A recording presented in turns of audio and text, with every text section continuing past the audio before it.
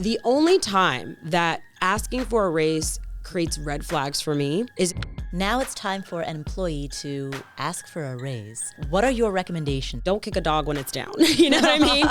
You had $330,000 in student loans, and your starting salary was $41,000. So debt level of $330,000, salary of $41,000.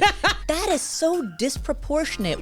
Honestly, even just paying the bare minimums on my loans was not possible on the $41,000 a year. So what I did, For the first time in your life, you now have the discretionary income to be able to make that decision. Walk me through your thought process then. oh my God, What would you say to anybody today who is struggling with the courage, the fortitude, the Yes. gumption to go into business for themselves? honestly, more than anything else, it is a decision based on your commitment to the vision that you have for your life.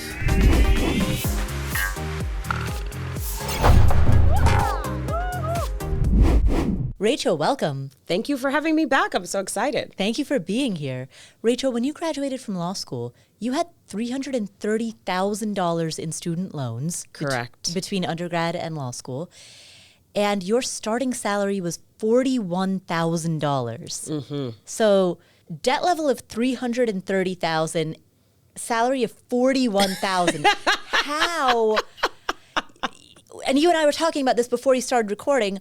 Often a person's debt is proportionate to their income. Right. That is so disproportionate. Tell me what was going through your mind Yes. when you looked at those numbers. Yeah, it was actually really scary. All that debt, to be clear, was student loans. Okay. And so when you're in school, right, you just like take out more for each semester as you need to, and you're not thinking about really anything else. Just getting through the semester, right, and making sure you can pay for it so you can keep going, and especially when you're highly reliant on financial aid. And by the way, that $330,000 was with scholarships. I had scholarships and like big chunks of scholarships, and still, because in law school, you can't work. You have to like be all in. They actually don't even allow you to work, especially the first year, unless you have parents who can support you, which I did not. You have to borrow not only your tuition, but also your living expenses for law school. And then I would work all summer to like not have to do that in year 2 and 3. But anyway, so lots of debt. In undergrad, you take out loans or whatever, but I wasn't really thinking about it because I was going directly, like I went to law school. Right. So then at the end of law school, it's like your final year, they take you into a room with several other students, and they hand you a piece of paper, and it has your total amount of like student loans that you've taken out from undergrad and law school. Wow. Like they put it all together into one document to just say like, here's a summary. And I'm like, I didn't want to know this number. So yeah, at that moment, it's very sobering because you're like, mother of God. You don't even realize that it's accumulating to that level. I really had no choice because there was no one in my family who was going to cover the cost of my law school. I did have an aunt and uncle who helped me out in undergrad because there was like a shortfall that I could not cover. I applied for grants, I got scholarships, I had financial aid. And I'm the type of person too who was always negotiating with the financial aid office. I'm like, I see your first offer. And while I appreciate that, I'd like to raise you to this, right? So I was constantly, I don't even know, it's like by necessity, I learned how to negotiate, right? As a young person. So I was always hustling these financial aid offices like, I know you got more back there somewhere. Like, Right. I need another $5,000. Yeah. So anyway, after all of that, still I had that big debt. So yeah, it was very sobering. Very scary. And I was like, okay, I'm going to calculate my net worth and like put it all together. And I put all like everything, what I was earning and all of my expenses, and just everything into Mint at the time. This is back in the day. And it was like, you have a negative $330,000 net worth. And I was like, great, I'm glad I calculated that. I'm like, why did I do that? So yeah, so that was very, very scary and overwhelming.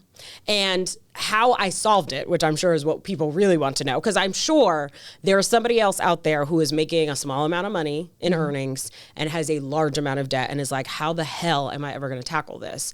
And the key was earning more. there was no amount of like adjusting expenses because truly, like I couldn't live off of $41,000 and put a huge amount of money towards debt. Like that just wasn't an option.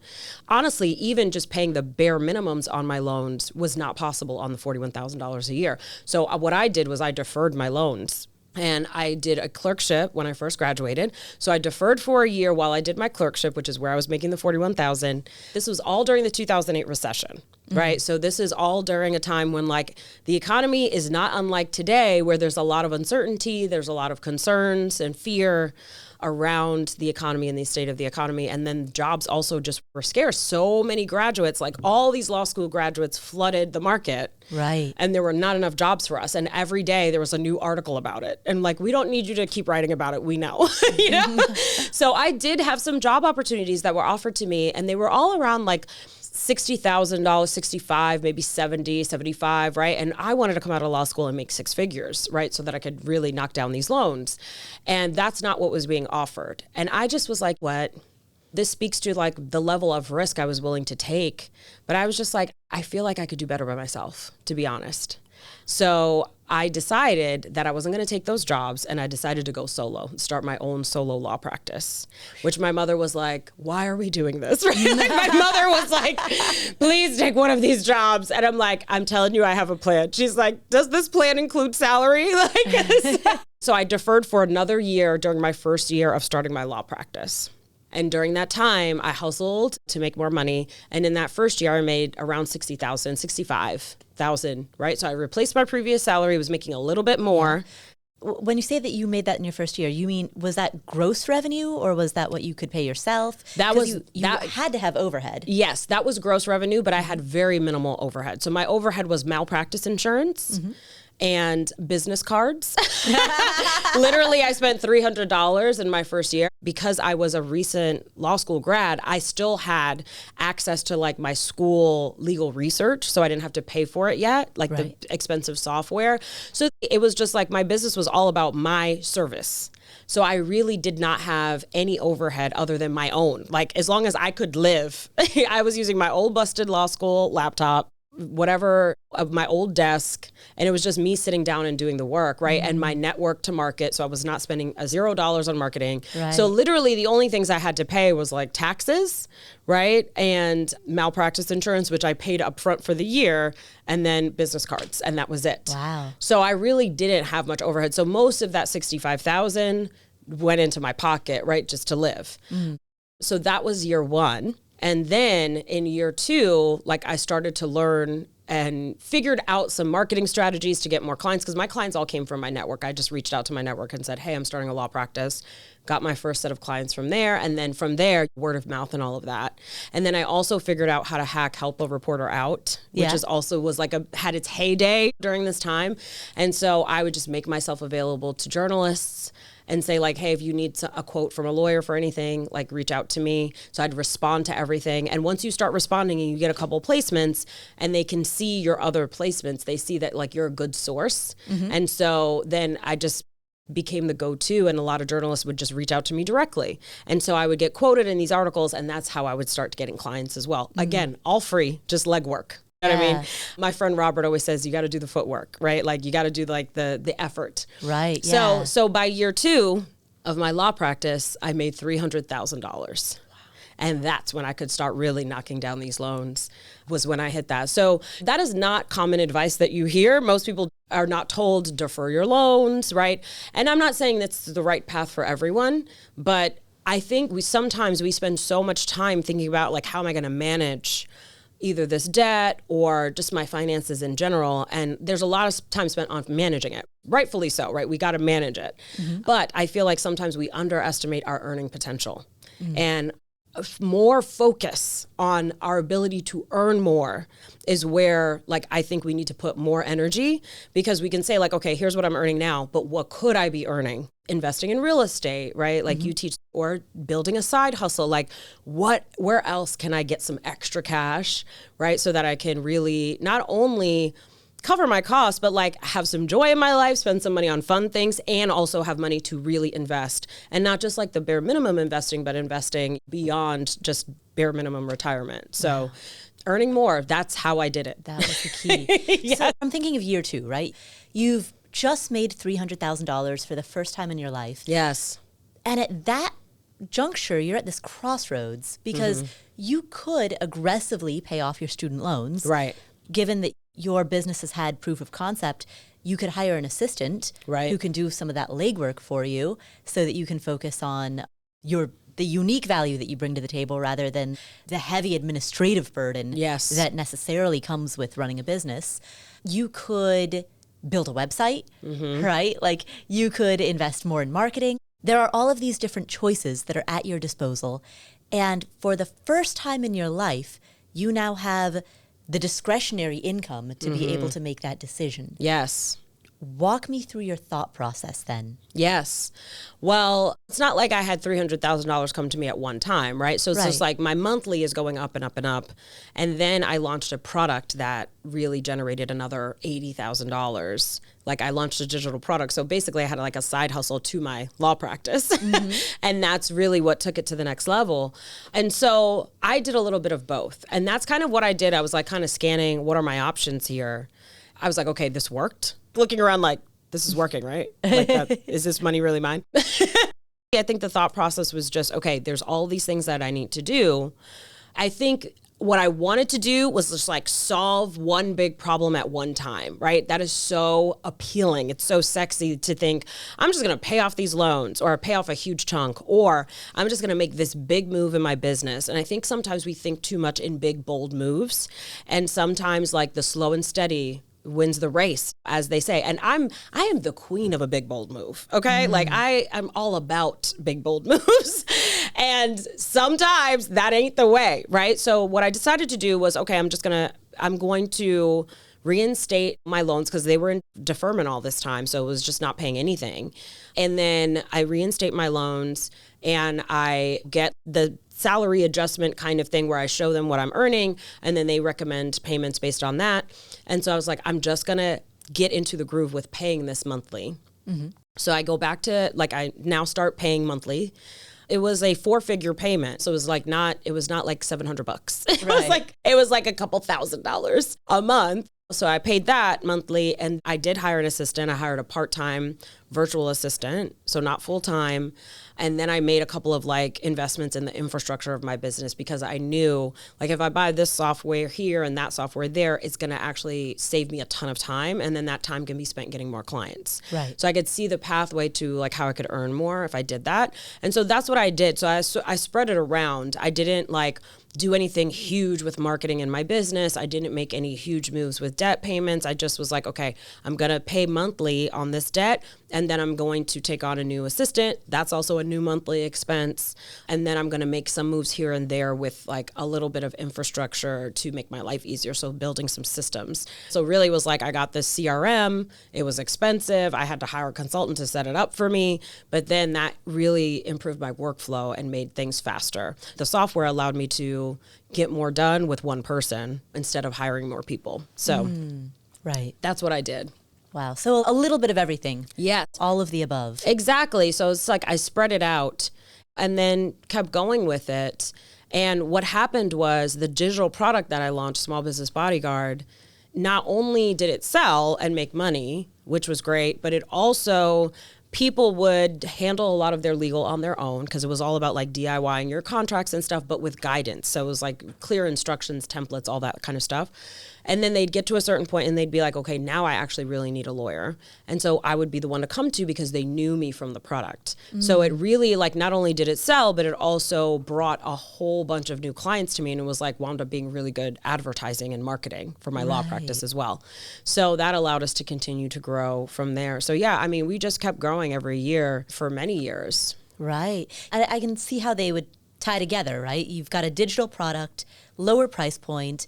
It helps people DIY. I'm thinking about the many other products that are on the market today that are similar, right? There's Trust and Will where it's a digital product where you can make a trust or you can write away. You can make an estate. Yes. Yeah. Exactly. Where you can make an estate plan, but it's very DIY. Yes. And maybe you'll go down that road and your 27 and you have zero dependents. Right. So you go down that road and you're like, okay, this is fine. I'm glad with what I've got. Or maybe you start going down that road and you're like, you know what, I do want an attorney. Right. And so I can see how one would feed into the other. Exactly. How many, because you must have, as you were developing that product, you must have had other ideas that you rejected. What was it that you didn't do? That's so interesting. What a great question. What didn't I do? So a lot of things that I was considering. Just let me paint the picture for the time frame too. This is virtual law offices are completely new. Okay. So I was one of the first attorneys to have a virtual law office. There was probably less than 10 in the country when I started. So this was not a common thing. Most lawyers were still practicing with a brick and mortar office locally like that. And so this is all like a totally new landscape. A lot of people are very scared to wade into it because they think, oh, I'm going to accidentally violate a bar rule and all of that. So like that's kind of the landscape. There's not a million different options for DIYing your legal online, right? There's very few. There was basically like one main corporate option that was very popular that was running commercials and all that. But outside of that, there was really no other options. So it was just very different than it is today. Now it's exploded and there's so many options. So one of the things that I was seeing in the market, I had worked in my clerkship in family law.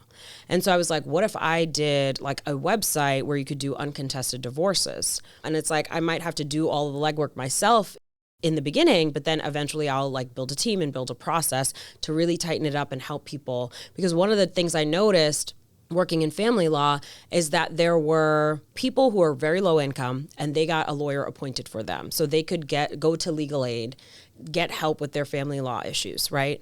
And then there were middle class people who had good jobs, but still couldn't afford $350 an hour for like a legal issue that is going to take 10, 20, 30. They don't know how many hours it's going to take. And every month it's just like the bill gets bigger and it's very scary for them to try to fit that into their budget. And they really felt like they couldn't afford it, even though they were squarely middle class, but they also did not qualify for legal aid because they made enough money. They made a certain amount of money. And so I was like, there's a marketplace here for people who are not rich and can't afford attorneys, but they also don't qualify for legal aid. There's like a middle ground here of folks who want their stuff handled. They went to college, they're smart, and if they had some guidance, they could figure out how to represent themselves and get through this relatively simple transactions, not super complex cases, obviously. But the simple transactions are the ones that are in the courts all day long. But you also, it's so easy to do it wrong when you're representing yourself and you have zero knowledge. And so I saw that as a huge opportunity. And I was like really toying with the idea of going with that. So I was doing business law for entrepreneurs. And I was like, do I go into family law instead? And I would like take a couple family law cases. And I was just like really torn about like which niche to go all in on. So that's part of what was happening. That's one of the things I was thinking about. The other things I was thinking about is offering mediation because I had studied mediation in school. I had a certificate in it from my law school. And so I was like, I could offer mediations. And I even like looked into offering it.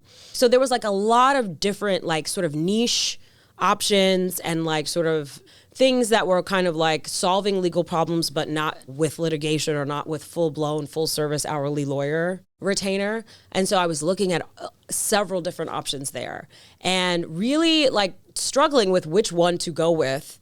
But I spoke to, right at that time in the 2008 recession, part of it was also because so many people were graduating from school or had been in corporate for a couple of years and got laid off. And so they had severance packages. So they had some cash and they had no job. And it was not easy to replace those jobs at that time. And so they were starting businesses in droves. And so I think that's what ultimately made me stay focused on business because that is like, I had so many friends who were getting laid off and had severance packages and were using their severance packages to start businesses. And they needed contracts. They needed to form their entity. They needed to protect the IP that they were creating. And so it just felt like the opportunity was right there in my face. And so that one felt more accessible, right? It was just like right there versus the other ones. These were all great options. All of them could have been multi-million-dollar businesses, but it was just like, that was the one that was there. That was the one that was exciting to me and I was interested in. And I would talk to, again, a lot of people who were starting businesses. They could not afford my hourly rate, right? Like they couldn't afford to hire me full time, but they could afford something. And so that's when I was like, what's a way to do that for legal? Like the same idea I had for uncontested divorces, how can I do that in the business law space? And that was Small Business Bodyguard. So I actually did a test of it.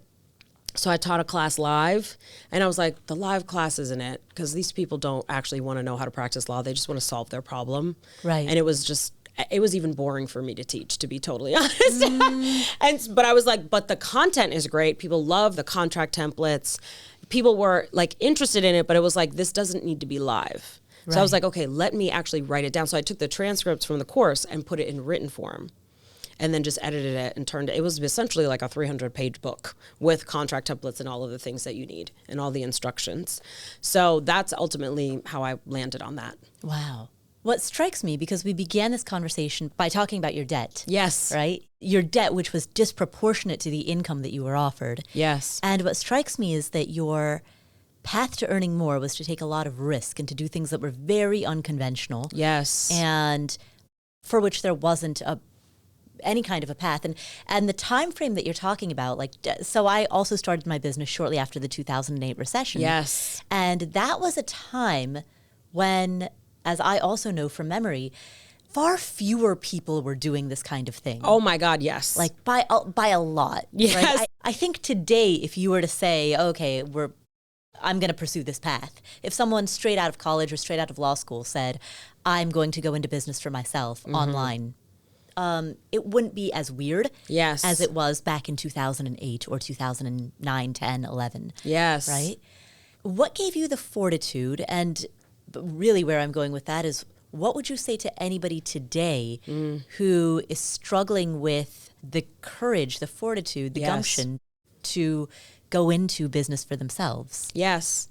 Well, I think for me, part of it was really the alternative was not acceptable to me. Right? So continuing to be broke was not an option for me. And continuing to make 41,000 and then maybe 50 and then maybe 60 and then slowly but surely earn more. I saw that life and I was just like, I don't want that.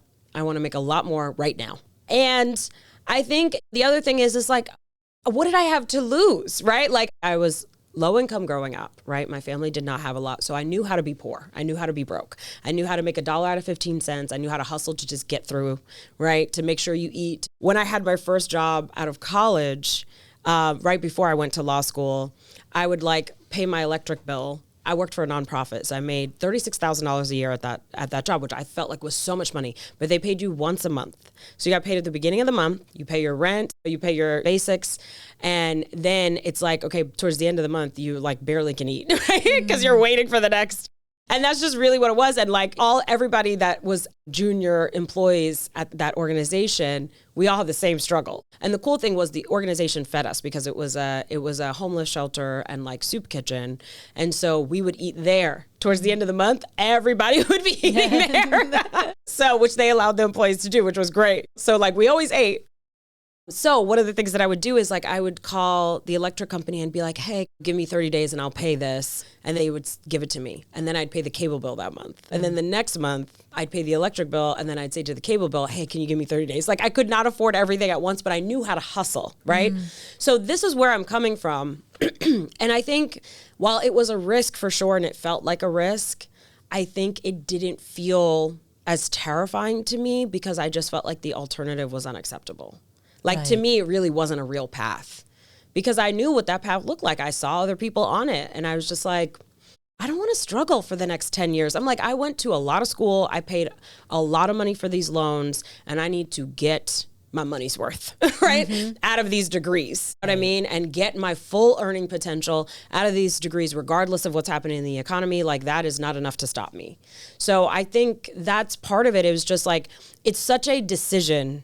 Honestly, more than anything else, it is a decision based on your commitment to the vision that you have for your life. And you have a certain vision for your life and you're just like, okay, I know these circumstances are all happening around me, but I'm still committed to that vision.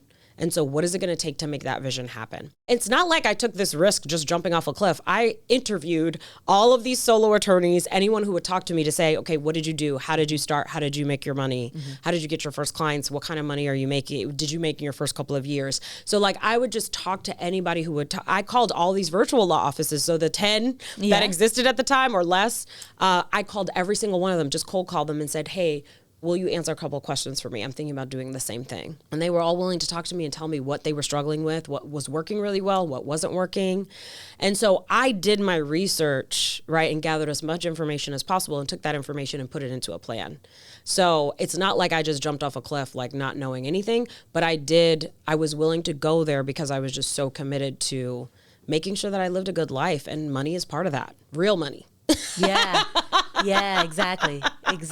So what I would say to anyone who is thinking about becoming an entrepreneur or taking a risk in whatever way, career related, so that they can earn more, I would say, do your homework, do your research, put together your plan, and then trust your plan and go for it.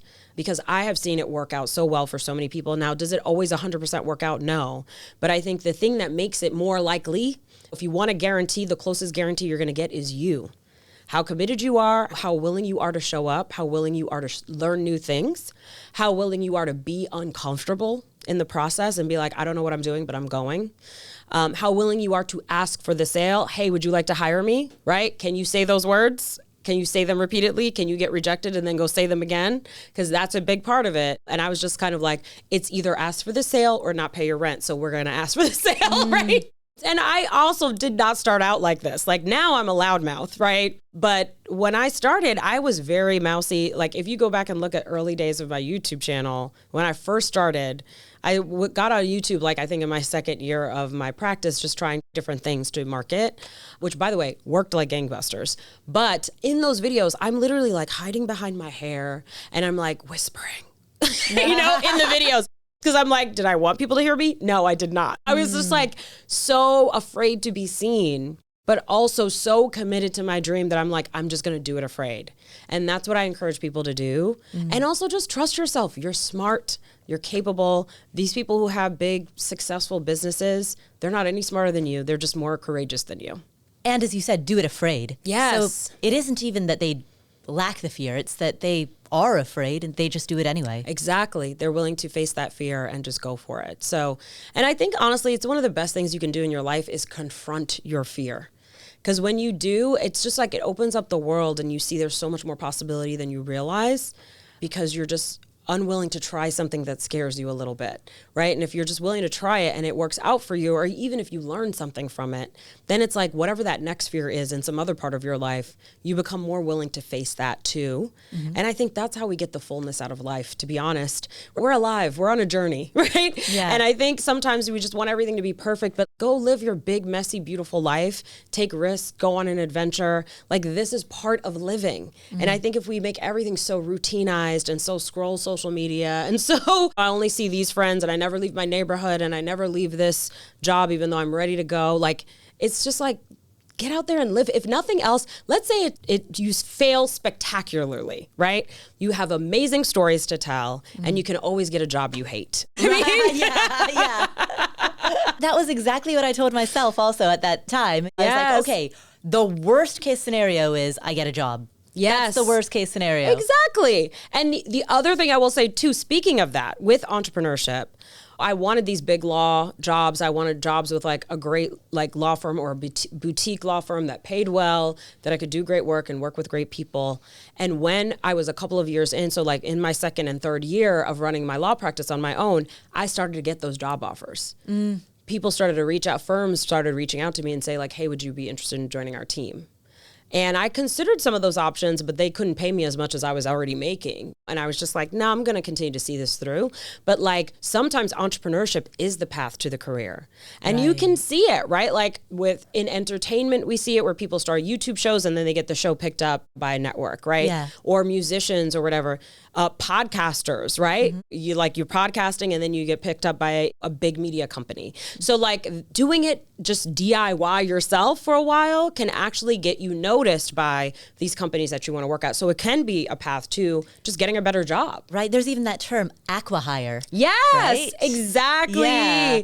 Yes, exactly. And so an acqui-hire, for the listeners who aren't familiar with this term, it is when a business makes an acquisition for the express purpose of hiring typically the founder, and oftentimes the founder plus key members of that team. Yes. So oftentimes a larger business will buy a smaller business just for the sake of hiring. Yes. The talent. Yes. Exactly, because that's how big businesses grow, with talent. And so that is a great way for you to get noticed as well. So I think follow those inklings. When something is on your heart and you have this idea and it just won't let you rest, because I know we all try to ignore, like swat it away. No. Let me enjoy my regular life. But it just keeps nagging you. Then it's just like, you just got to listen to that, because it's just going to harass you for the rest of your life. So you might as well just go do it. You're right. It's like, okay, I give in. I'll give it a shot. And you don't have to quit your job. Start a side hustle. Get it going on the side for a while. Like, you don't have to be without salary while you work on making something happen. Right. A lot of the people who are listening to this, as you were talking earlier about living like a big, audacious, adventurous life. Yes. So a lot of the people who are listening to this are people who are interested in financial independence, in early retirement. Yes. How would you take some of the same principles or ideas and apply it to that framework? Yes. Well, I'm a big fan of FIRE as well. And so I also am on my own path of reaching FIRE, right? And so I have a certain level of FIRE that I've already reached. But like, I want another level. So I'm working towards that. Yeah, there's so many. There's lean FIRE, there's fat FIRE. Right. Yeah. I'm more of a fat FIRE type of girl. Yeah. But there is a certain level that I've already reached.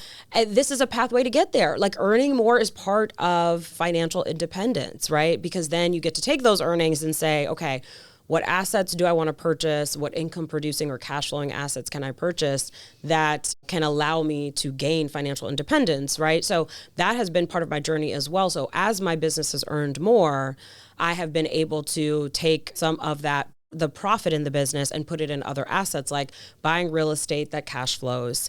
And then also obviously investing in the stock market significantly as well. I've also invested in tech startups, which is a more risky investment. That's what I'm getting into right now, is private investing in private businesses, basically. Yes, exactly. And that is like so much fun. Oh my God, it's so fun. Yeah. And you get to go to the board meetings and like share your ideas and support this business growing, but you don't got to show up and do the day-to-day, right? If you've ever been a CEO, you're like, this is a lot of work, being a CEO and a founder. And so it's so fun to be in the behind the scenes, to be able to advise, to be able to support, to use your network or your skill set to help that company grow without having to show up every day.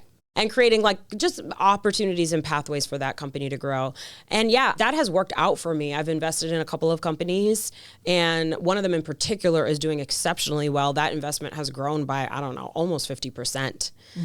In 3 years. So huge returns. And so obviously I don't want all my stuff in there, because that's relatively risky, but I have other things. So diversifying and then having other sources of cash flow. So those earnings, you can use them to like structure this lifestyle. And that's what we've discovered. We were like, we actually already have enough from real estate, from book royalties, which is another, I guess, type of IP, right? Like, it's my intellectual property, I've sold it, and I continue to get book royalties for years to come. And so those book royalty payments are now significant enough, especially with several books, where like between the book royalties and my rental income from my house, I literally can just live off of that. Which is so cool, right? Now, and then it's like, okay, great. Now I can use profit from the business to like tackle other things. So it's just like, I actually think earning more is how we get to financial independence. It's a great pathway to get there. And there's so many different things to do. And it could be fun. Like, I encourage people to like make the earning process fun. It can feel like a hobby, right? Like, if you enjoy buying real estate and fixing it up yourself and furnishing it yourself and creating this whole vision, or managing an Airbnb or whatever, however you want to do that with real estate, it can be fun, right? Or investing in other businesses can be fun. Some of these different, writing a book and like having that be a source of additional revenue that you don't have, passive revenue. So I think creating these passive revenue streams or even creating a side hustle can feel like a hobby you get paid for. And I think choosing something that feels like that for you is really smart, and it's a strategic way to do it. Right. Because then you're excited about it. You show up for it more. It is, especially in the beginning, when you're putting in really long hours, that's what gets you to the next level. Yes. And so pick something that you want to put in really long hours. Exactly. That feels energizing for you. That you're excited about versus something that drains you. Right. Right. But how do you deal with the isolation? Because so much of that is screen time. How do you deal with that isolation? Yeah, I think it's important just to have balance always, no matter what. So like this entire journey, even when I was hustling, I always got my 8 hours of sleep. Like I always was getting my sleep. I was very rarely working like at night, or I did have an issue with working on the weekends early on, like where I just struggled to like not get something done on the weekends. But what I started doing was I would like book activities, right? Like I'd book family stuff, personal stuff, time with friends on the weekend, so like I couldn't work because I was busy with other things. And that took me away. And then I'd have my best ideas, like being out with friends, walking through the park or going to a museum or whatever other activities we were doing. And so I realized how much my creativity was really fed by that time off. And so like having the time off, I think, is key. If you're working full time and you want to do a side hustle, choosing something really strategic is so critical, so that you don't choose something that's going to take up another 40 hours. Like you don't want a second 40-hour-a-week job. So something that you can make a good amount of money in a couple of hours a month. Like for Small Business Bodyguard, I was sitting there writing for about 2 or 3 months. It took me to write and put together that whole program. And so like, yes, I was like really just sitting in my house, like my kids were hanging out or whatever, they're watching their shows and I'm sitting there like just typing away right next to them. And so like that's what it looked like for a while, and I was very committed to getting it done. Then I got it done, and then I continued to make really good money from it, tens of thousands of dollars every month for years. From that one time that I put in that 3 months of effort on the weekends and the evenings or during lunch or whatever, whenever I could get it done. So it's like, there is always going to be some upfront effort. Like no one skips that part. Right. Now, no one I know of. I don't have that secret. Yeah. So yeah, that initial effort. And the thing is, you might feel a little isolated for a little while, but obviously don't let it go on too long. Get her done so that you can move on and start to enjoy the spoils of that labor. Right. On one hand, there's the need to stay lean, especially in the beginning. Yes. On the other hand, there's the need to delegate so that you can grow. How do you, when to stay lean and when to delegate? Like, when do you do it yourself? When do you hire? How do you balance that? Yeah. So honestly, I usually advise my clients like around the 6-figure mark, you hit 6 figures and you're growing beyond that. Of gross? Or? Of gross revenue, yes. That is around the time, like 100. Honestly, I feel like, and the research shows this, that once you hit $250,000 in annual revenue in a business, if you don't start hiring, that's going to be your ceiling. So at that point, it's critical. Like by 250, you've got to have, and I don't mean, when I say hire, I don't mean 2-hour-a-week VA, right? I don't mean like a couple hours a month contractor. I mean a full-time administrative assistant, right? As your first full-time employee. What I always say is like, you want to grow a business, hire your best employee and assistant. And guess who's your first best employee? It's you, right? So hire yourself an assistant and you're going to be able to almost double your output from just getting all of this stuff off your plate, like getting the mental load off of your head. So I think that's a great time. I think prior to that, it's really like you probably are just really hiring part-time contractors like under 6 figures, and which is how it should be truly. And what I would do is like, I really did everything myself early on, unless I ran into something that I could not do, or it was just like, for me to learn it myself would take so long and like delay money coming in. Right. So it's like, it's better, just like, it's almost like doing the math like anything else, right? If I spend this money within this frame of time, like I'm going to get this time back. I'm going to get this off my plate. I'm going to get this time back. And what is getting that time back going to enable me to do? And I'll give you an example. This was like somewhere between the 60 and the 300,000, right? Like probably that year of 300,000, but I didn't know I was making that much yet. And this was before Small Business Bodyguard launched. I was just working in the business all the time and hustle. And it's like that question of, okay, do I hire a VA? And I finally just went for it because friends of mine advised me to do it. And I was like, okay, I'm going to try it. I'm going to try it for 1 month. I'm going to commit to pay for it for 1 month. And as soon as I hired her, the first thing I had her do was respond to inquiries, right? So like we'd have incoming people saying like, hey, I'd like to hire you. Can we set up a call, whatever? And I was taking too long to respond to them. So then I would lose them. By the time I responded, I'd never hear back because they had already found somebody else to solve their problem. Yeah. And so that's what I had her do. Immediately, more money started coming in the door. Literally like by the second week. Because I put her on it. And did she do it exactly the way I would do it? No, but she did it fast and consistent. So they would hear from someone the same day, within hours, sometimes within minutes. And that would just get them in. So they would get the consult booked. They'd have a call with me. And now I have a good chance of closing that person. And so we just immediately started making more money. And I was like, oh my God, like, why didn't I hire her sooner? So like literally just one client paid for her for the month. This was not full time. This was like probably 5 to 10 hours a week, somewhere in there that I was paying for.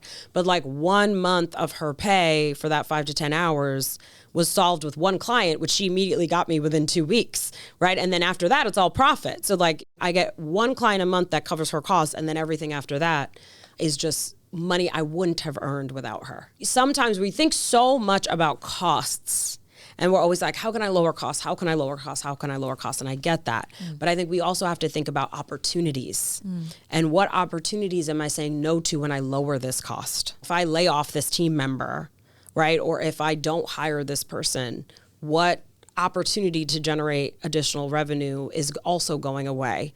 And so make sure that's part of the math equation as well, because trust me, I love to save money. I love to cut a cost. But the reality is, like, sometimes you cut costs and you're like, I'm actually losing. And I'll give you an example. We had this happen recently, not a cost we cut, but we had a team member leave.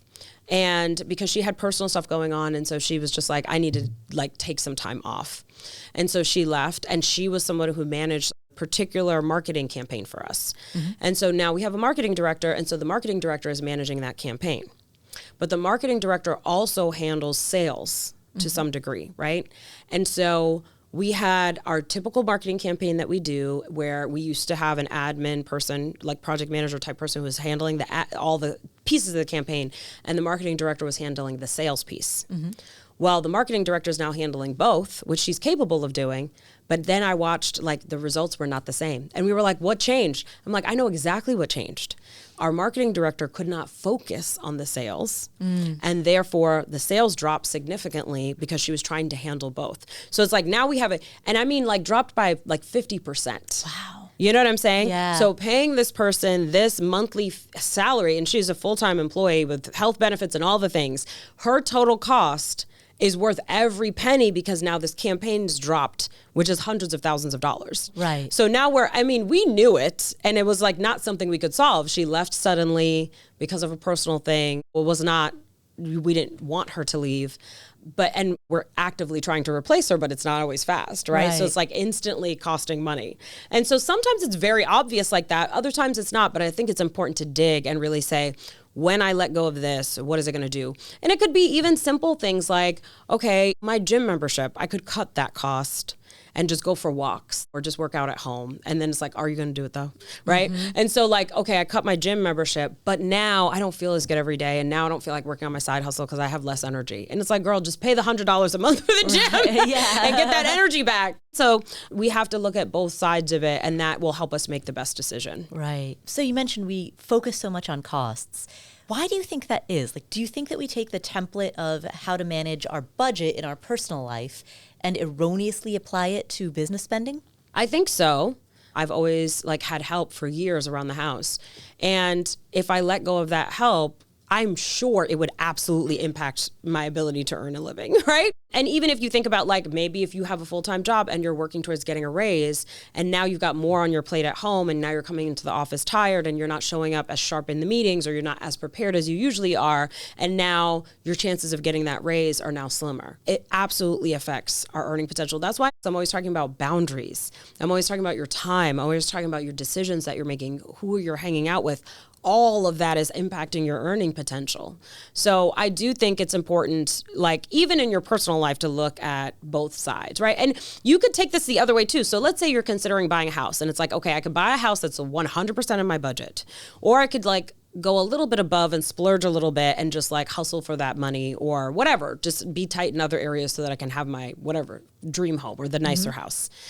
Right? Even that has another side to it, right? It's like, it's not just the cash. It's like, what is the mental load of having to be really tight with your budget now because you've taken on this bigger expense, right? Everything has costs that are not just cash. It's important to look at the dollars and cents, do the math on that, but also look at, okay, what are these dollars and cents also impacting and how is that going to enable me to show up? What's at the core of this type of thinking is recognizing that you are the asset. You are the asset. And that's why I say, I don't care if you grew up low income like I did. I don't care where you're from. You absolutely can become a millionaire because you have this asset, which is you, right? So like, what talents were you born with? What natural skills do you have? What experience do you have? What are you good at? What creative ideas do you have that you can bring value to other people's lives, right? So like, you are the asset. So you should study this asset. And part of studying this asset and knowing how you can add value is also knowing what are your limits, right? What do you have energy for? What gives you energy versus what drains you? Understanding this asset that is you fully is so critical, because then it's like, okay, now I know if I take on this side hustle, I'm going to make less money because I'm going to get tired real quick. Whereas if I do this, I'm going to be energized by it. I'll make more money, right? Like, these things are important and they impact our numbers as well. Like, they impact how many dollars we get in the door. So I think that's really the core philosophy that I have, is that I am the asset. And I have that philosophy because I had nothing. I had no network to start with.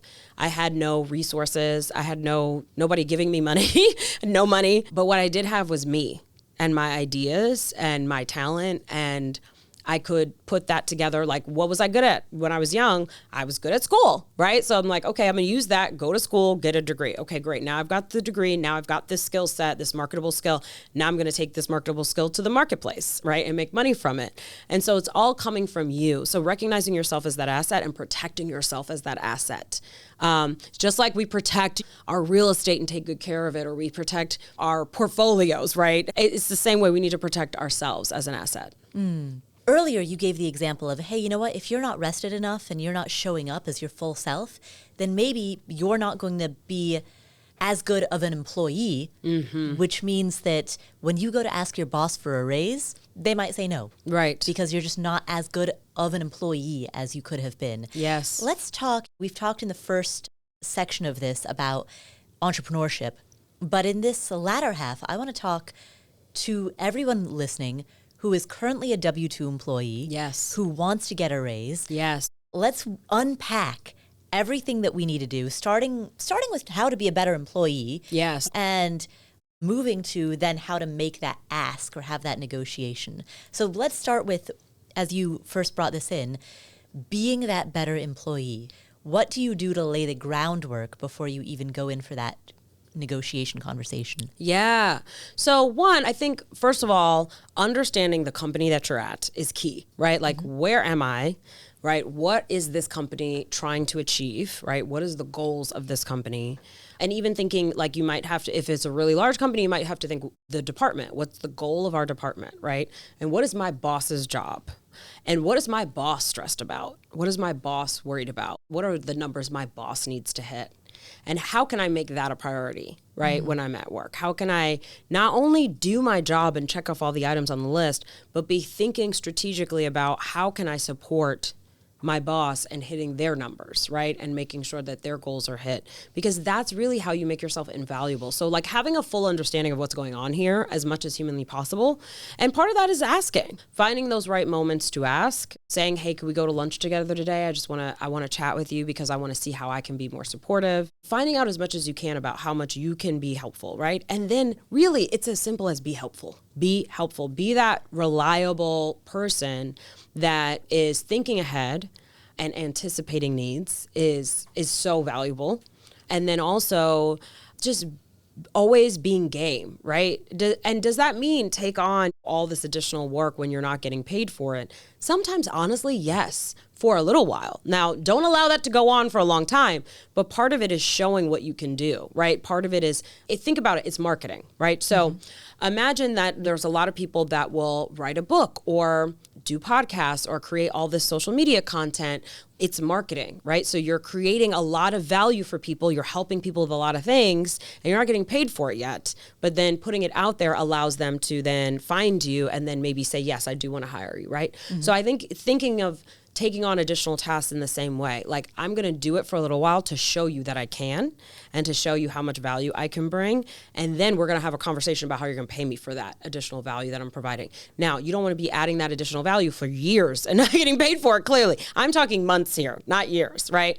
Do it long enough until that conversation comes up for your review. And in the review, say, these are all the things that I can point to, right? So it's almost kind of like have the end in mind and say, okay, what is the raise that I want, right? Or even the position that I want to work towards. And then how can I make that known? And how can I get projects related to that and do a really good job with them so that I'm creating that track record so that when we have that conversation and I say, it's time for me to have a raise, and my boss is like, why are you deserving of a raise? I'm like, here are all the receipts. You know what I mean? And I'm armed for that conversation. So like lay the groundwork for that conversation before you ever get in there. That's how I would think about it. Just like show up and be useful, be helpful, be reliable, because when it's time for layoffs, you do not want to let go of the most reliable person on the team, right? Like your right hand or the person that's your go-to, you're not trying to let them go. You're going to do whatever you can to save them. Right. So be that person. Yeah, that reminds me. So I'm reading right now, the book I'm reading right now is The 48 Laws of Power. Yes. By Robert Greene. Oh my goodness, so good. Yes. This should be required reading for everybody. I agree. Wow. One of the laws of power is make others dependent on you. And that's what I thought of when you said, when it's time for layoffs, you never let go of the most reliable person. No, because they are dependent on you. Yeah. And they're like, I can't live without this extremely helpful, reliable person. The other thing that makes people reliable too, when I think about people on my team, truly, pretty much my entire team is like this, where they're not just going to do the tasks on their list. They're going to think through what's the most strategic and advantageous way to do this task, right? What are the other tasks related to this that maybe someone is not thinking about that I need to bring to the table and say, hey, I'm going to do this. But I also noticed that, is anyone handling this? Have y'all thought about this and this, right? So now you're seeing the problems before they become problems and you're bringing them and saying like, if no one's on this, I can take care of it. Or here's the person who I think can do this and I can collaborate with them, right? Like solving problems. That's really what we're at work to do, right? So look for the problems and solve them. That's what makes you invaluable. Right. Well, and that's a very different way of thinking because, to your point, a lot of employees come in and say, all right, I'm going to execute these tasks. Yes. I've seen a number of people just like, they come in, they're task executors. Yes. But they're not problem solvers. Right. Exactly. So it's kind of like add some strategy. Yeah. To the task execution. Yeah, get that to-do list done, but think through what's beyond the to-do list, what's next in this project. What part of this project do you see that's not being handled well? What opportunities do you see that are not being taken advantage of?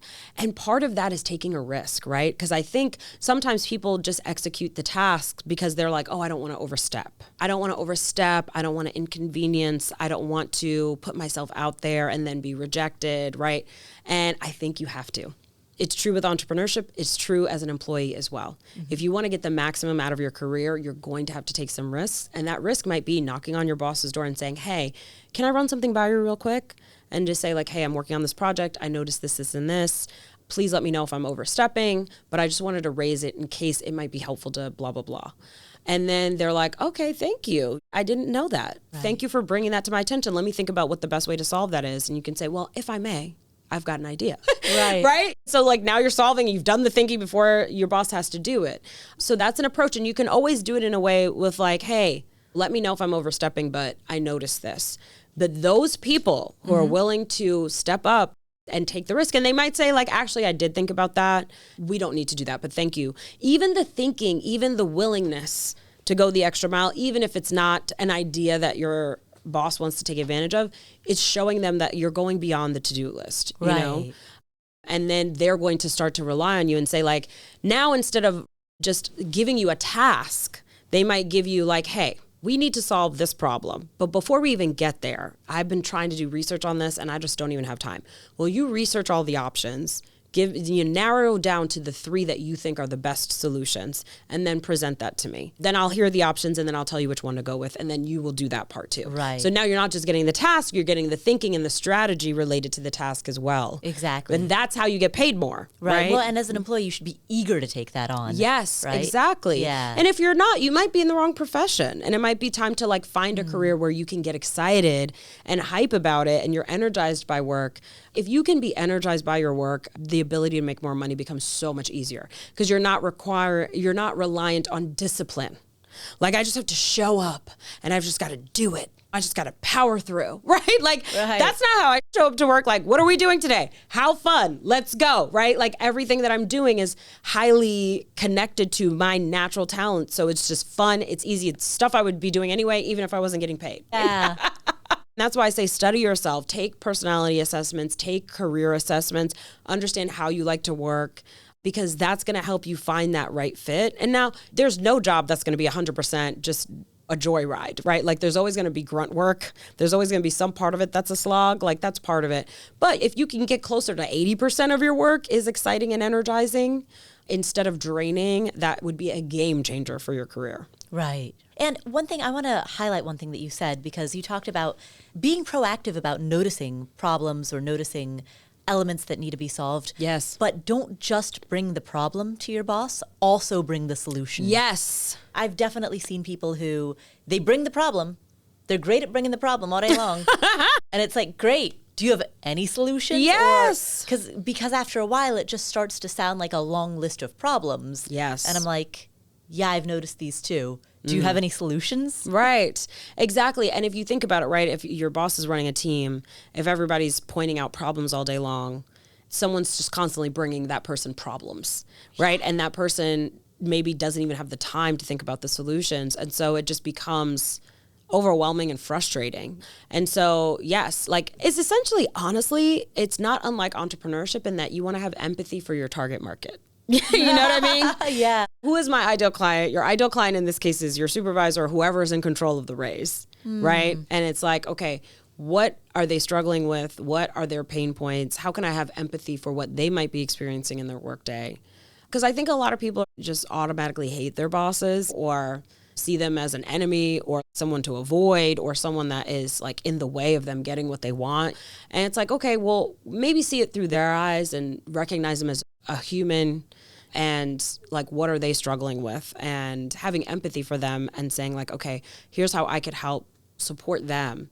And then support them and expect that support to come back reciprocally. And if it doesn't, right, then find a new job with a new boss, you know? Right. But if you're working in the right place, that should come back to you. So I actually train, this is part of our onboarding for every team member, that if you bring me a problem, you must bring me 3 solutions and then tell me which one is your favorite. Which one do you think we should go with?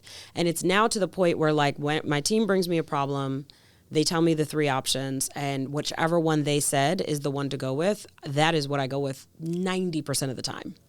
Unless I've been through this kind of scenario before and I know that that won't work, right? Like I always give their solution a shot because they're closer to the issue than I am. And so like they're seeing all the pieces that I'm not necessarily seeing, and I trust them on it. And then that way it gets to either be their win or their loss. And if it's their loss, great. Now you've become valuable to me as an employee because you've made a mistake and you will never forget it. You've learned from it, right? So now you're even more valuable. I don't want to send you somewhere else. Yeah. Stay here.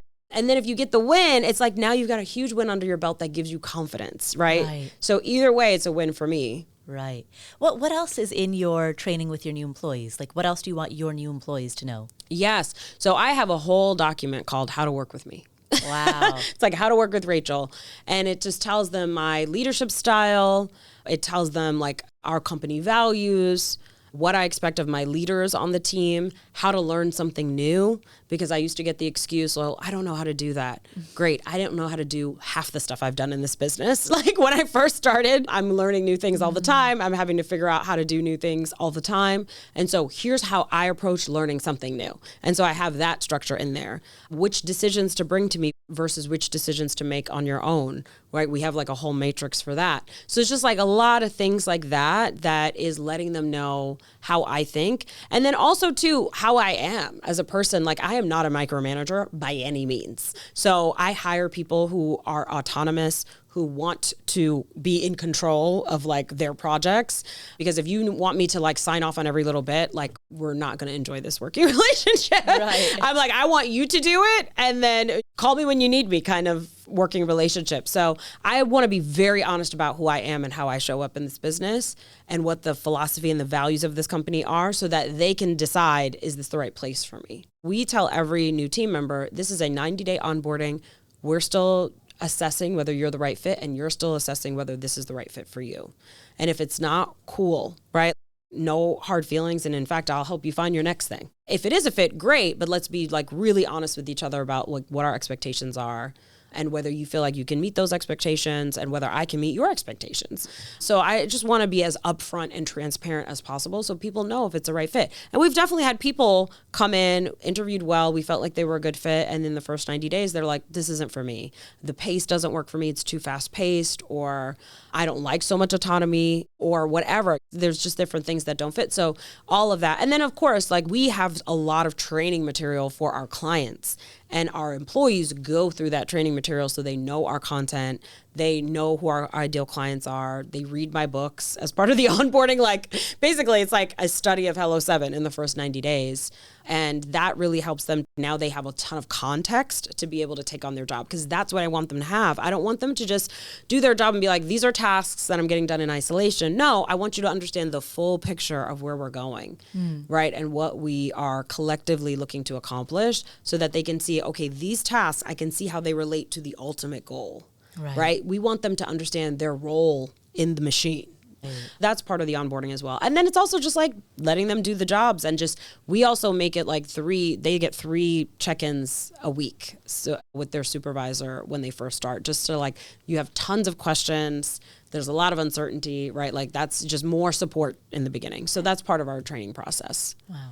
All right, so we talked about how to be a good employee. Yes. Now it's time for an employee to ask for a raise. Yes. What are your recommendations when it comes to how to approach that negotiation? Yes. So one, I would look at, okay, what's going on with the business, right? Did we just come off of a win? Because if we've just come off of a win, that is the best time, right? Don't kick a dog when it's down. You know what I mean? So like if your company is struggling, if like targets are not being hit, if it's hard economic times, that may not be the best time to ask for a raise. I'm not saying it's absolutely out of the question during that times. I've given raises recently and the economy is not doing great. But like really look at what is happening in the company is step one. To figure out your timing. You want to time it when the company is on a high, if at all possible. So that's one piece to consider.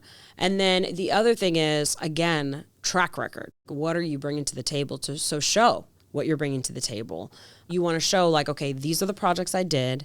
These are the wins. Like we just did this where we send out like a form to our team periodically where we just say like, hey, what are you enjoying about work? What are you not liking about work? What could be better? It's just a series of questions. Where do you see yourself in a couple of years? Lots of questions around work that we ask them to fill out. And one of my employees in the list, and share some wins that you've had recently, that's in there. And so one of my employees put every win she had, which was like a list of 25 like wins. And so she had so many wins that she talked about, and I've forgotten all that she's gotten done. And that's the problem. Your boss will too. So make sure you tell them, because if you don't tell them, it's not that they don't care or they don't value, it's that they got so much going on that they're just like not able to focus on it at the moment. So get them to focus by getting it in front of them and show them what you've done, show them what the track record is. And so she was showing me just like what she had gotten done in the last 6 months. And I was like, oh my God, this woman deserves a raise. So before she even asked for one, I gave it to her. You want to make sure if your company's not asking you, and especially if you're going into an employee review, walk into that review with your list and don't be afraid to take up space. Give them the whole list. Okay. I don't care how long it is. The longer it is, the better, right? Because then you're really making a case for why you are invaluable. And also you could say like, hey, this is what I would love to do, but I feel like I can't in my current role, right? So like, I'd love to have the authority to make these decisions. So like, I could just take this off of your plate for you. Someone trying to take something off my plate is music to my ears. Okay. So these are some of the things to think about for that conversation, but making sure that you've got your track record ready. And then also do your research. Like, what is the standard salary in your area for your role, right? What's the salary range for the job that you have? And if you're wanting to go beyond that, okay, make a case for why you are better than 90% of the people in your role out there and how you add value to the company. So like understanding market research as well, doing a little bit of that. So there's a lot of prep and then using that to kind of figure out what your number is going to be. And then just go in, once you've timed the conversation, right, then email your boss or reach out to them and say like, hey, can we set up a meeting? I'd love to have a conversation with you about what's next for my career. And then go in there and just ask for the raise. Your boss expects you to ask for a raise from time to time. They're not going to fire you for asking for a raise. The only time that asking for a raise creates red flags for me is if I feel like the employee is completely not self-aware. So if they're not winning at work, and they're not meeting expectations and they're not aware that they're not meeting expectations and they're asking for a raise, that's a red flag. Like, okay, you don't actually know that you're doing a terrible job, which is concerning because I know I told you, like, because I'm very upfront about it. So anyway, so that would be the only time. So just make sure you really, and if you're somebody who's always late, is not reliable, is always saying no when you're asked to do something, you do not have that track record, then asking for a raise is probably not a good idea because the chances of you getting it are pretty slim. And instead, maybe you want to go somewhere else where you actually want to commit to the work that feels more aligned. Right.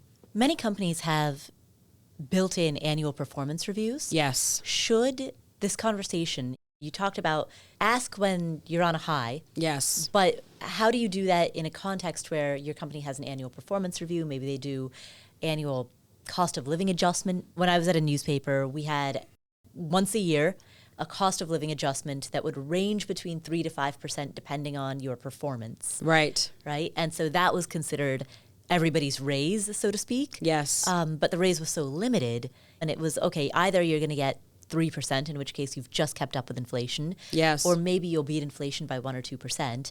And the only time to ask was at the holidays because that was the one annual time. Yeah. What would you do in a situation like that? Yeah. So if you want to maximize your earnings from your skills and your labor, then being someone who's just always in compliance, I don't think is aligned with maximizing your earning potential because most people are not going to maximize their earning potential. Most people are going to take what they get and call it a day. So you got to be willing to be a bit of a rebel and go outside of the system sometimes, right? There's a system, but you don't always have to work in it. Like I gave a raise this spring.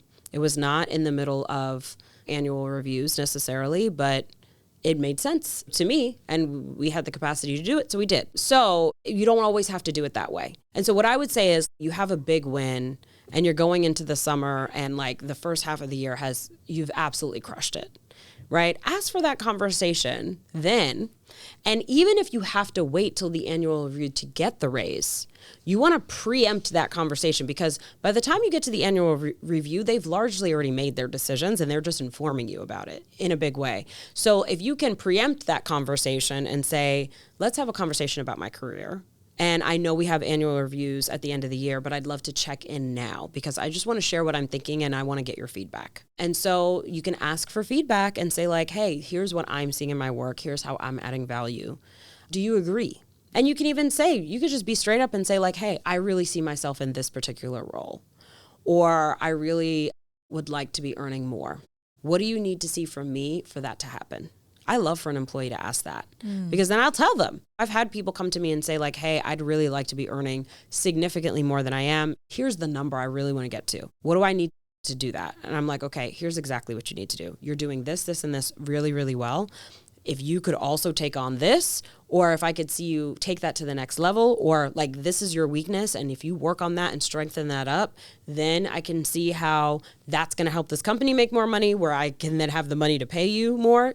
So like I will happily name the specific things that will make it easier for me to say yes to a big raise like that. So ask, just have the conversation. I think when we're afraid to have those conversations is the problem. And also too, like, let's say you have the conversation, it doesn't work out the way you want. Great, you got the experience, you did it, right? So like now you're more prepared for the next time that you do it. You can definitely ask for the conversation. And it's not about like, give me a raise today, but it's like, I want you to know that I'm looking for more money, and that I'm looking to show you my value, and I'm looking for you to show me that you value me. So it's kind of like, now I'm aware, and your boss is aware. So now they're thinking about, okay, what do I need to do to get this person a raise as well? Because they understand once you've asked for a raise, if I can't do it this year, and that becomes a conversation every year, I know eventually you're going to leave. Maybe you're not going to leave right now, but you're going to leave in the near future. You're going to start looking for something else. And if you're invaluable, I don't want that to happen. So I think it's okay. And also too, like really put some effort into developing a rapport with your boss where these conversations feel less scary. Right? Like treat them like a real person, ask them to treat you like a real person, as much as you are in control to do that, for how you show up. And just, I think the more you can build that trust and build that relationship, the easier these harder conversations are. How a lot of jobs are virtual these days. How do you build that rapport in a context where you're working perhaps with a fully remote team? Yes. It could just be as simple as like, hey, how was your vacation? What did you do this weekend? Here's what I did, right? Like just being willing to like shoot the shit, really, a little bit, like just being willing to have some conversation and like just a little bit more of connection. And with really anybody, if you're trying to develop relationships with people, is like look for the commonalities. What do you have in common? Do you have kids the same age? Did you grow up in the same area? Did you go to the same school? Do you like the same basketball team, right? Like find your in. And it could be like, are you both into fashion? And you can say like, oh, I discovered this new brand. I'm going to send it to you. I feel like you'd love it based on what you wear. Like, I love when the young people on my team help me be cool. I mean, like hook me up. Tell me, what's the slang? I want to learn the cool slang. I want to know what it means. Like, I want to know the cool brands, what's hot right now, what's not, what's trending. I'm probably not going to do half those trends, but I want to know about it. Yeah. So like, just find ways to like points of connection so that you can just build that into conversations. It doesn't have to be long, but just a little bit all the time where you're enjoyable to connect with and talk to. I think then you're going to get more out of those conversations. We've talked about entrepreneurship. We've also talked to the people who are listening who are W-2 employees who want to get raises, want to earn more. But let's talk family. Yes. You've got 4 kids. Yes. How old are they? 24 is the oldest, and the youngest is 6. Wow. So, and then I have a 12-year-old and a 13-year-old. Wow. Oh, that's a It's very one of wide everything. range. Yeah, exactly. Exactly. Tell me about the 24-year-old in terms of launching. Yes. Right? In terms of how they are launching into the world. Yeah, it's so important, right? And it definitely impacts your finances as a parent, your kid's ability to go figure it out. Because otherwise they stay asking you for money. And I actually saw a stat recently that I was floored by. 2/3 of adults under the age of 43 years old. 43. I'm 43. So 2/3 of adults still ask their parents for money. They're unable to get by financially without asking for some money from their parents. And I think if you're a parent of a teenager or a college student, a young adult, that's pretty scary because you're like, at what point are you getting out of my house? And at what point can I stop paying for your life? That impacts your ability to put money away for retirement or downsize if you want to once your kids are out of the house. So yeah, so I think it's important. But yes, for ours, that's what we did with her. We sort of are like, hey, if you're not going to go to college, then you got to have a plan. And the plan can't include sitting on our couch for the rest of your life, right? And so we slowly but surely sort of pushed her towards independence. And I think that push is so necessary. So once she got a full-time job, it's like, okay, great. Now we'd like you to start paying rent. Like, you can keep living here, but you need to pay rent. And we're not going to charge you market rate, but I want you to get accustomed to paying monthly for your housing. How old was she when you started charging her rent? I want to say 19. And so she was actually, of course, she was like, you don't love me, you know? And I'm like, no, I do love you. And that's exactly why I want you to get accustomed to the real world, right? Like, you're an adult now. Because I think kids these days, it's like, it's DoorDash this and Uber that. Like, they don't even touch money. So it's like, there's not this awareness that every time I order DoorDash or like an Uber, that the balance is going down. It's like, to them, it's just this never ending balance. And at some point, you as the parent have to make sure they're aware. And it can't be when you're mad, because they're not listening then. So that's what we did. We charged her rent, and guess what she did? She was like, okay, I'm going to move out. If I'm going to pay rent, I might as well move out. Exactly. That was the point. She's had starts and stops. Like, she gets a job, it works out for a while, then she leaves or whatever, she gets laid off or something, and then she's looking for another job. And so we said, okay, great. Here's what we're going to do. We pay for healthcare. We were paying for her cell phone for a while. I cut that off. My husband was like willing to pay for it for a long period of time. I was like, shut it down. Okay. But we pay for healthcare. We pay for therapy. If you ever want to go, we have a family therapist. So it's like, whenever you want to go to the therapist, that's fine. We'll pay for that. And literally that's it. We don't pay for anything else. So that's what but we slowly first we started charging her rent. Then we said, okay, you've got to pay for your own cell phone bill. And then we were like, she left the house. And then we were like, okay, we're not going to continue to pay these different expenses that I notice you have pinging my bank account, every month. You're going to take these on, right? We're going to ease you off over this period of time. And by that time, it's all you. But we will continue to pay for healthcare, and we will continue to pay for therapy. And that's it. Everything else is on your own. And like, if you're in school and you need help with school, let us know. And so she's switched schools a couple of times. And so in that process, it's like, okay, you need help with books, we'll help you out, right? But she went to school, and she was like dropping classes after the period. So you've paid for the class. Oh, yeah. But now she's not getting the grades. And I was like, nope. Cut. Nope. Nope. So it's like, I have rules about what I will pay for. Yeah. And it's pretty limited, and it has to be something that's actually like improving your life. I'm not paying for you to hang out with your friends. And so she's become an adult in that process. And I think a lot sooner than a lot of other young adults that I see. And it's because we were willing to basically cut her off in a gentle way, but still cut her off. What strikes me as I hear you talk about your oldest daughter, yes, versus when I hear you talk about your own young life, is that life cut you off at a young age. Yes. Exactly. I don't think that I would be the entrepreneur that I am today. I don't think I'd have the career that I have, the income that I have. I don't think I would have the success that I have if I didn't learn how to deal with hard things. And I think we as parents, unfortunately, try to avoid any challenges for our children. And it's like, no. Like, the whole point is for them to be challenged with support, and then with decreasing support as they get older and older, right? Like, every passing year, there's a little bit more that you're letting them handle on their own. There's a little bit more not swooping in for certain things, right?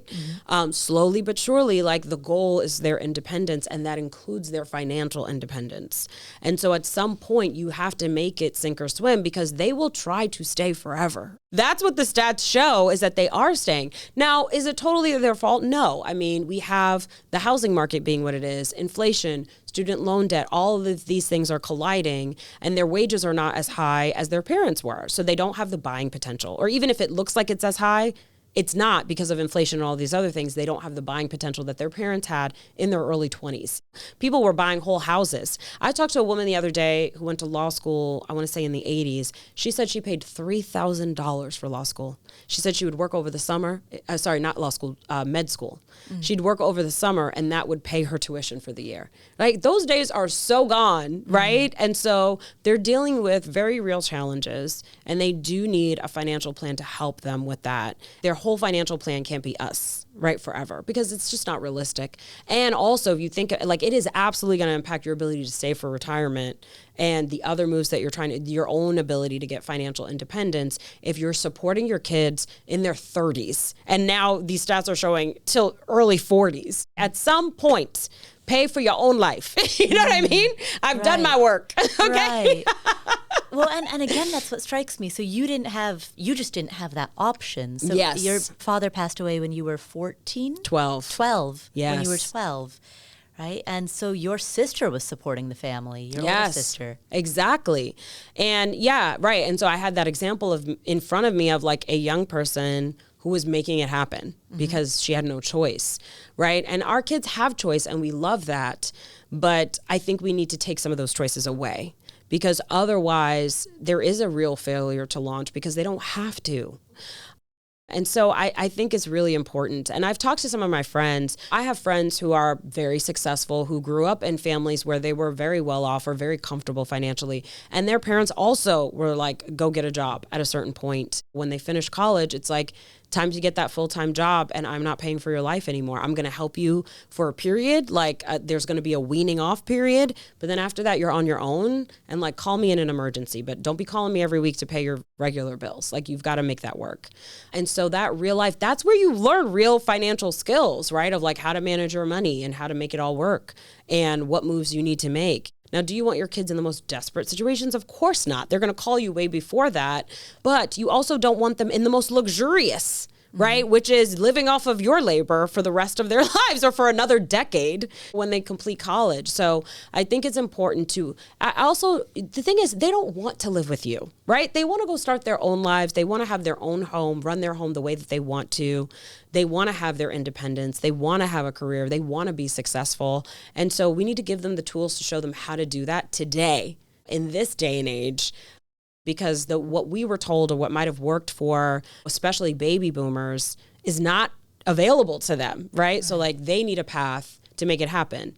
And I think that's important that we give that to them. And I think it's important that we allow them to struggle a little bit so that they can see that they can figure it out. And then when they figure it out, it's their win. And that builds their confidence, right? And so I feel like it's really important. So of your 4 kids, the oldest is 24, the youngest is 6. Yes.